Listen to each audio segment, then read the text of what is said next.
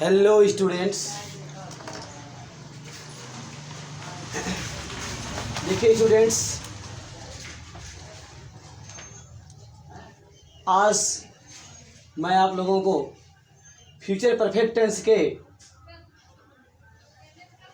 Interrogative sentences का future indefinite tense के future perfect tense future perfect tense के interrogative sentences का translate करना मैं आपको सिखाऊंगा। देखिए स्टूडेंट, इसके पहले हम लोग फ्यूचर परफेक्ट के अफर्मेटिव और नेगेटिव सेंटेंसेस का अनुवाद करना हमने सीख लिया है।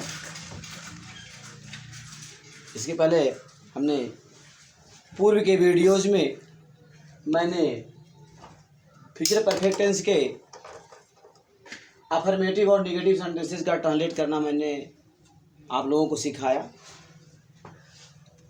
अब हम क्या करेंगे स्टूडेंट, अब इंट्रोगेटिव सेंटेंसेस, अब हम इंट्रोगेटिव सेंटेंसेस का इस टेंस के इंट्रोगेटिव सेंटेंसेस का हम क्या करेंगे, ट्रांसलेट करेंगे।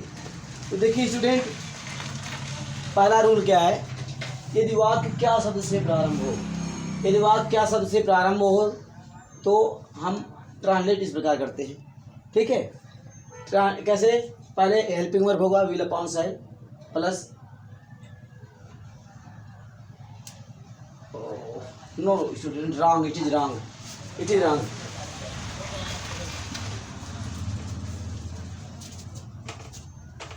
यहाँ देखिए स्टूडेंट्स, यहाँ पे विल अपॉन सेल, उसके पश्चात सब्जेक्ट होगा।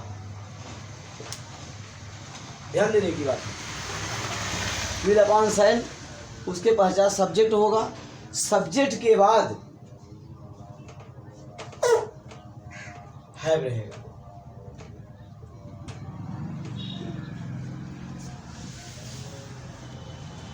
यदि वाक्य क्या सबसे प्रारंभ है तो अनुवाद क्या करते हैं, विल अपॉन सेल, उसके बाद सब्जेक्ट होगा तब हैव होगा।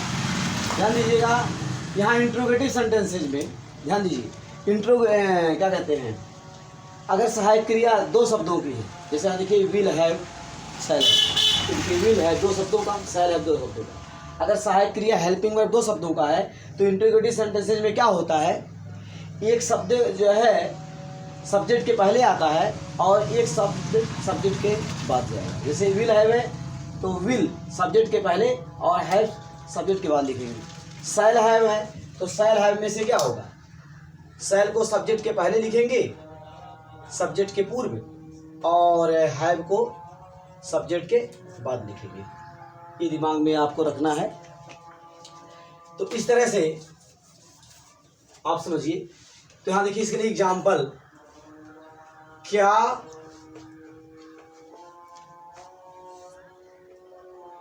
रेलगाड़ी स्टेशन पर आ चुकी होगी।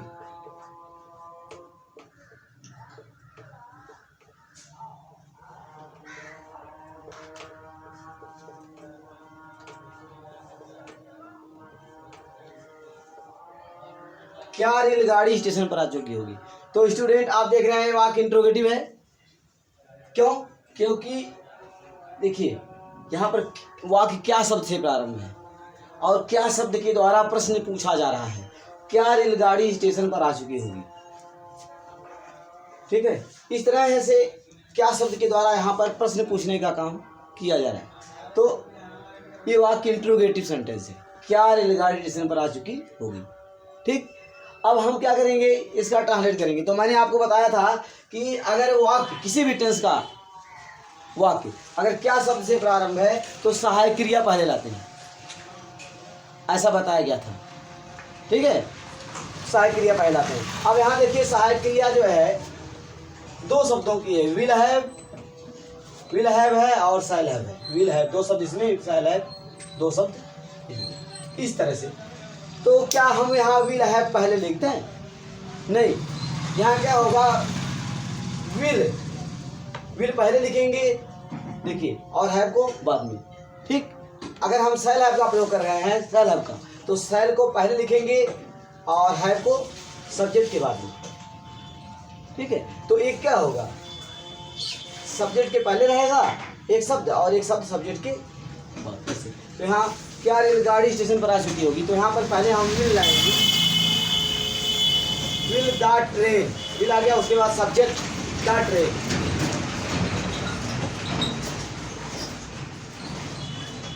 विल द ट्रेन, विल हो गया, उसके बाद subject the train, will the train have,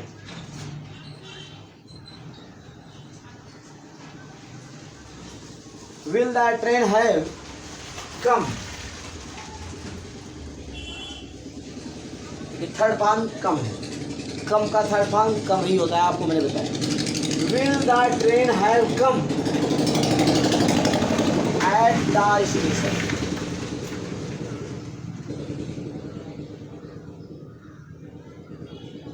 इस तरह से आपने बताया क्या रेलगाड़ी स्टेशन पर आ चुकी होगी। इसका ट्रांसलेट क्या हो गया, will the train have come at the station. Last में क्वेश्चन मार्क आप अवश्य लगाएंगे, क्वेश्चन मार्क। तो इस तरह से अब आप दूसरा एग्जाम्पल लीजिए। अब इसी में दूसरे प्रकार का वाक्य ले लीजिए। तो देखिए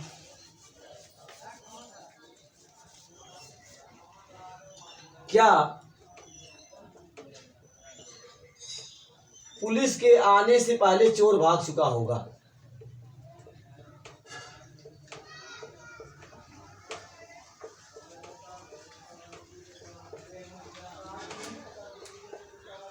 क्या पुलिस के आने से पहले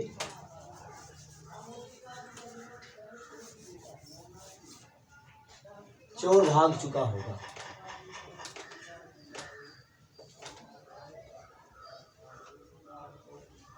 इस तरह से यहाँ क्वेश्चन मार्क लगाएंगे लास्ट में, क्या पुलिस के आने से पहले चोर भाग चुका होगा। अब इसका ट्रांसलेट करना है। अब देखिए यह वाक्य किस प्रकार का वाक्य है। आप देख रहे हैं ये वाक्य पहले शब्द से संयुक्त है, ठीक।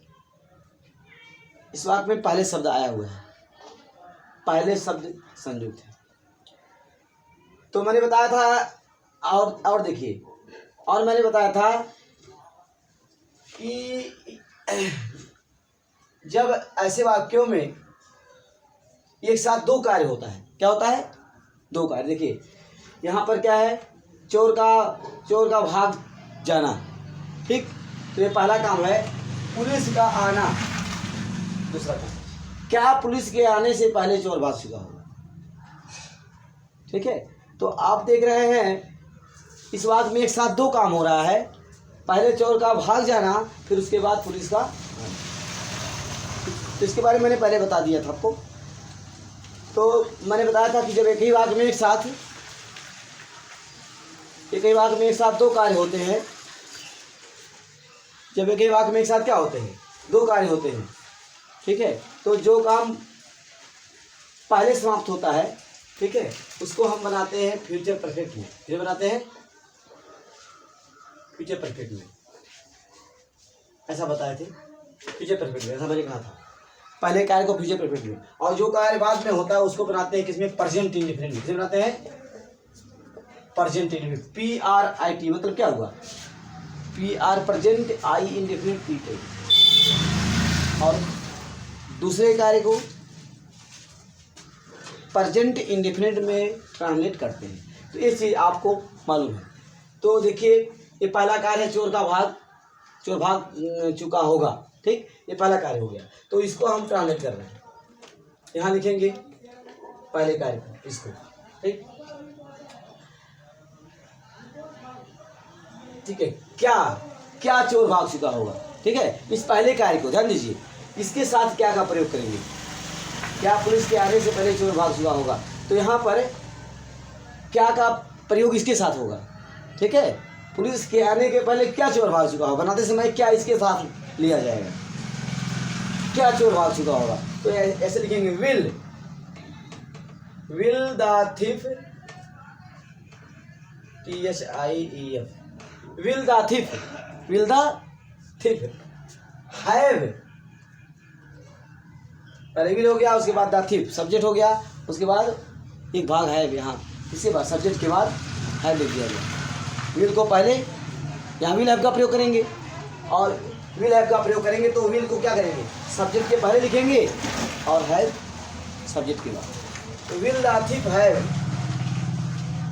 रन अवे, रन अवे, आपको पता है रन मीन्स भागना या दौड़ना, तो रन अवे भागना, तो रन अवे जो होता है ये फर्स्ट फॉर्म भी हुआ और रन अवे फर्स्ट फॉर्म हुआ, रन अवे ये आपका फर्स्ट फॉर्म हुआ, और रैन अवे ये सेकंड फॉर्म हुआ, ठीक है, सेकंड फॉर्म हुआ, और run away RUN run AWA, ठीक है, रन अवे फर्स्ट फॉर्म भाग जाना, रन अवे भाग गया सेकंड फॉर्म, और उसके बाद पुनः रन अवे ये थर्ड फॉर्म हो गया, थर्ड फॉर्म। तो इस तरह से, ठीक है, रन अवे थर्ड फॉर्म। तो विल क्या लिखे हम, देखिए, will the thief have run away, understand, before पहले शब्द की इंग्लिश के बाद यहाँ लिखेंगे, before the police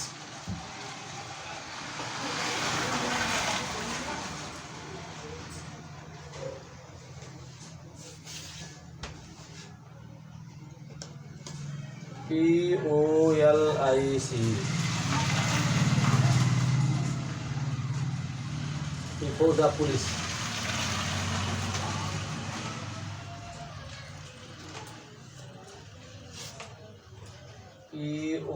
POLIC police come. तो इस तरह से बिफोर द पुलिस कम, देखिए पुलिस, ठीक है, ये प्लूरल, इसमें कई लोग आ जाएंगे, ठीक है, कई सिपाही रहेंगे जब उसमें, तो पुलिस, ठीक है, पुलिस बोलेंगे, तो पुलिस ये क्या है, प्लूरल बहुवचन है, तो इसलिए यहाँ पर कम का प्रयोग करेंगे फर्स्ट फॉर्म। तो will the thief have run away, क्या चोर भाग चुका होगा, before the police come, police के आने से पहले। तो इस तरह से ट्रांसलेट आपने किया, ठीक है। तो क्या से प्रारंभ होने वाक्य का हमने ट्रांसलेट करना आपको सिखाया। अब आप देखिए, यदि प्रश्नसूचक शब्द बीच में हो तो क्या होता है।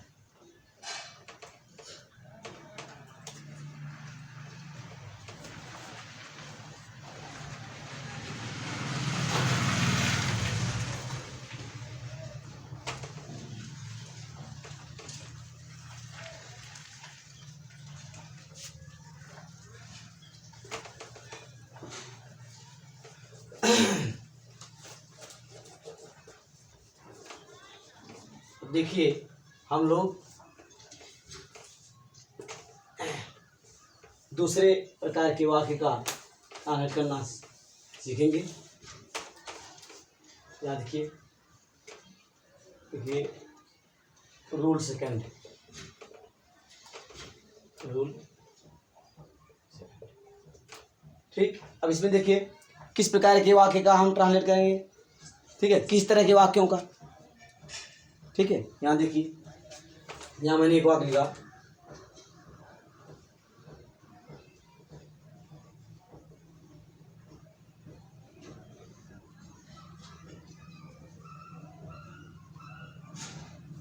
वह सांप मार चुका होगा।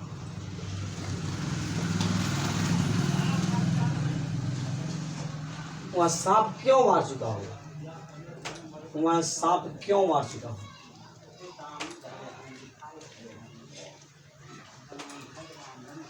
वह सांप क्यों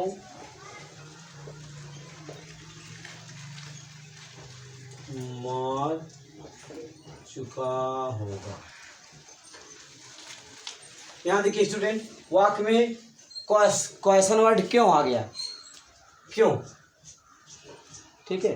तो जब क्वेश्चन वर्ड कहाँ होता है, वाक्य में बीच में, वाक्य क्या होता है, बीच में होता है। क्या होता है, जब क्वेश्चन वर्ड वाक्य में बीच में दिया रहता है, ठीक, तो उसका ट्रांसलेट हम कैसे करते हैं। देखिए, तो यहाँ लिखेंगे यदि प्रश्न सूचक शब्द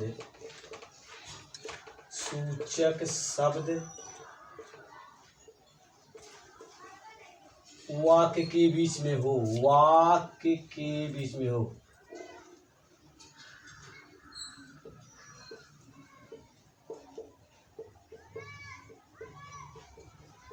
तो अनुवाद इसका करते हैं।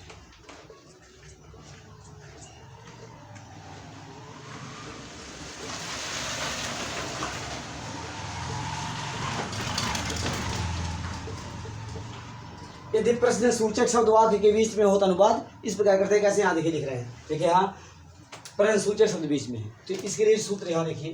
पहले क्या लिखेंगे? QW, क्या लिखेंगे? Question word. यहाँ पूरा लिख दे रहे हैं, चलिए QUES question, question word, question word, question word प्रश्न सूचक शब्द। प्रश्न सूचक शब्द के इंग्लिश पढ़े जाएंगे, ठीक। इसके पश्चात जो है हेल्पिंग वर्ब, देखिए विल हैव का अगर प्रयोग कर रहे हैं तो विल पहले और हैव सब्जेक्ट के बाद। और अगर सेल हैव का प्रयोग हो रहा है, ठीक है, सेल हैव का प्रयोग करना है तो सेल को क्या करेंगे? सेल को पहले लिखेंगे यहाँ और जो है हैव को सब्जेक्ट के बाद ले जाएंगे। तो इस तरह इंट्रोगेटिव वाक्य में आप लिखते हैं, क्या लिखेंगे? विल, ठीक, will upon have, will upon have क्या है? Will upon sell, will upon sell, ठीक। उसके पश्चात यहाँ सब्जेक्ट होगा, सब्जेक्ट होगा, सब्जेक्ट के पश्चात क्या होगा? तब हैव, सब्जेक्ट के बाद हैव का प्रयोग करेंगे। उसके पश्चात main verb, third form, main verb, third form of main verb, third form of main verb plus object plus addition, इस तरह से ट्रांसलेट करेंगे। तो अब देखिए इसका ट्रांसलेट यहाँ आप कर रहे हैं, वह सांप मार चुका होगा, इसका ट्रांसलेट यहाँ कर दीजिए। यहाँ हम हिंदी लिख चुके हैं पहले ही, इसका ट्रांसलेट यहाँ पे कर दे रहे हैं, वह सांप मार चुका होगा। देखिए यहाँ पर सिट प्रॉपर्ली, यहाँ पर प्रश्न सूचक शब्द क्यों वाक्य के बीच में है, तो इसकी इंग्लिश पढ़ने है, क्योंकि इंग्लिश वाई हो गया, वाई विल, उसके बाद विल का प्रयोग करेंगे, वाई विल, ठीक। उसके बाद सब्जेक्ट है सांप, snake, why will the snake,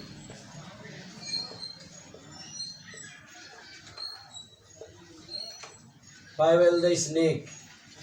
Why will the snake?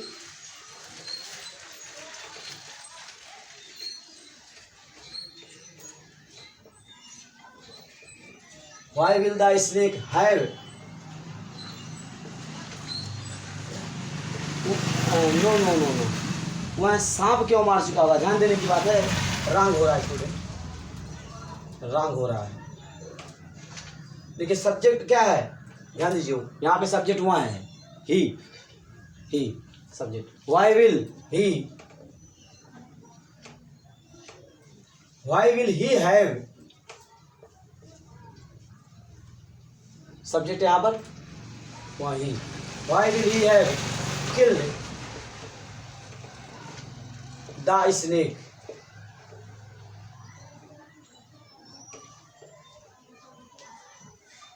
Why will he have killed? वह क्यों मार चुका होगा द स्नेक, सांप को, वह सांप को क्यों मार चुका होगा। इस तरह से आपने ट्रांसलेट किया। अब इस तरह देखिए दूसरे प्रकार का वाक्य ले लीजिए, इसी में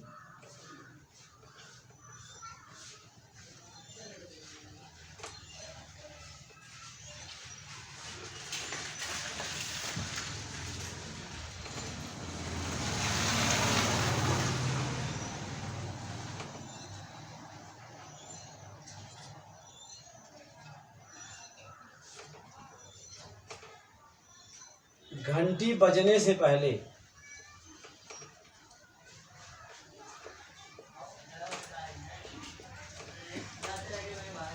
घंटी बजने से पहले वे स्कूल क्यों पहुंच चुके होंगे।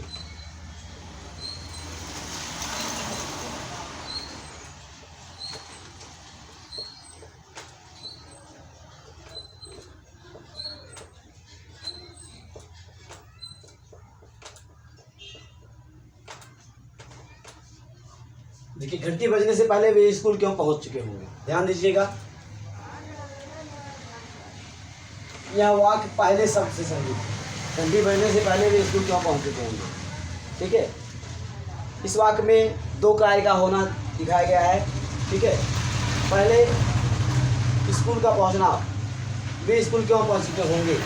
ठीक है, तो उनके द्वारा स्कूल का पहुंचना, उसके बाद घंटी का बजना। यानी कि ये स्कूल पहुंचना है, क्या हो गया, पहला काम है, घंटी का बजना दूसरा काम।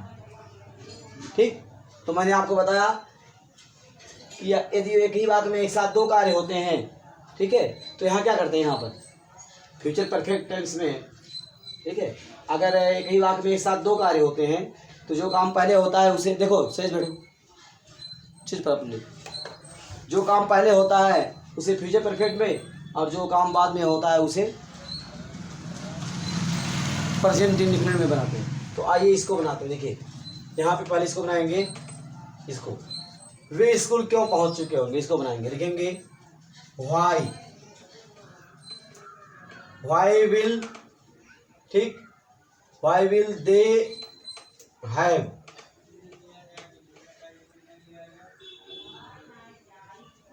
वाई विल, ठीक, उसके बाद लिखेंगे they have, why will they have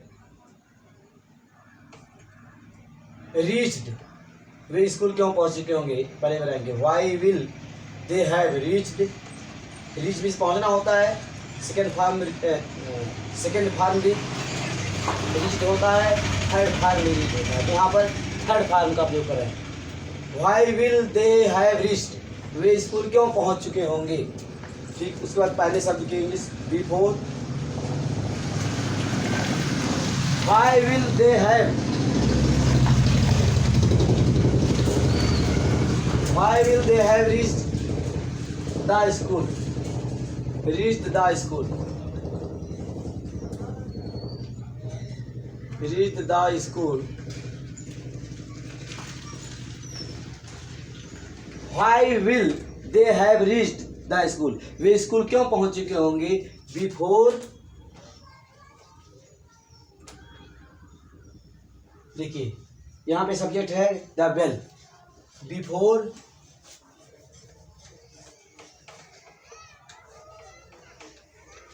the bell rings, before the bell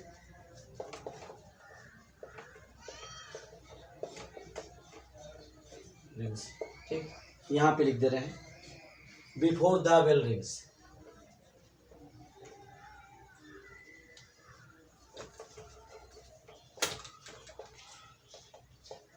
before the bell rings. ठीक, प्रेजेंट इंडेफिनिट बना दिया गया इसको। Why will they have reached the school, वे स्कूल क्यों पहुंच चुके होंगे बिफोर द बेल रिंग्स, घंटी बजने से पहले। तो इस तरह से आप ट्रांसलेट करेंगे। ठीक है, तो स्टूडेंट, तो इस तरह से हमने फ्यूचर परफेक्ट टेंस के अफर्मेटिव, निगेटिव और इंट्रोगेटिव सेंटेंसेस का हमने ट्रांसलेट करना सीख लिया। ठीक, अब स्टूडेंट आवाज़ की पढ़ाई हम यहीं पर समाप्त करते हैं। अब फिर अगले वीडियो में हम present continuous tense, present perfect continuous tense, ठीक है, अब अगले वीडियो में प्रेजेंट परफेक्ट कंटीन्यूअस टेंस के वाक्यों का अनुवाद करना सीखेंगे।